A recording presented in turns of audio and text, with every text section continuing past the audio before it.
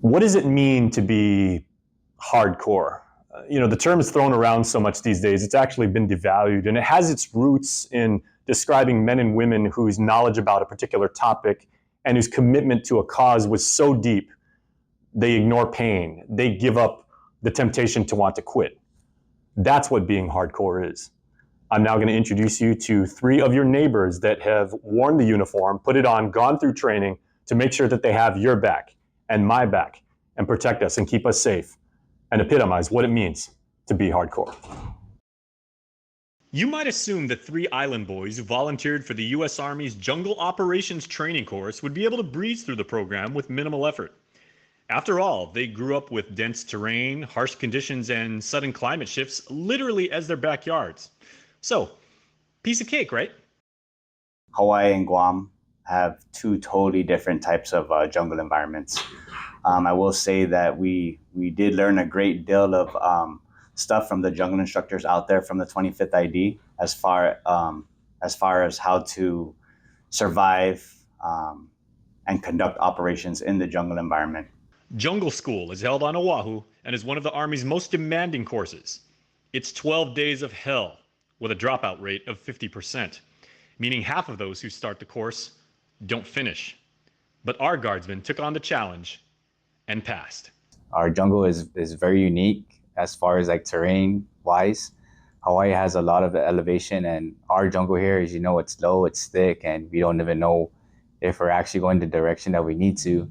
But bringing back the knowledge that we learned from JOTC and just providing that guide to our soldiers will definitely help out not just our soldiers here, but just our whole National Guard itself. And like true Guamanians, our boys supported one another and wouldn't let each other quit. Moving as a squad, getting through this course is not just on your own. It's actually a squad type of deal. If you're not a great team player, then you ain't gonna get through this course alone. You have to be a great team player, and you have to trust the guys that you have in your squad just to complete the missions that they had us do. The experience wasn't merely about being the first locals to earn the coveted Jungle Tab, a universally respected symbol of having proven your mettle, survival skills, ability to fight in tough conditions, and grit. These island defenders are now pioneers, leading off a journey to develop a similar course locally to optimize our operational readiness. We look forward to training the future soldiers and prepare them for Jungle Operations Training Center in Hawaii.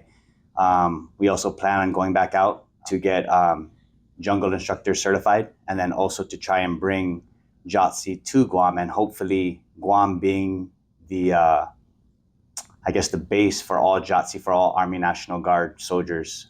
And if you needed any validation of their 671 Esprit de Corps, consider what Sergeant First Class Daniel Glenn Salas did. After dislocating his shoulder on a mountainside, he reported to an emergency room, then used a waiting room chair to pop it back in himself, then immediately returned to train with his unit. And despite how tough it was, the grind paid off.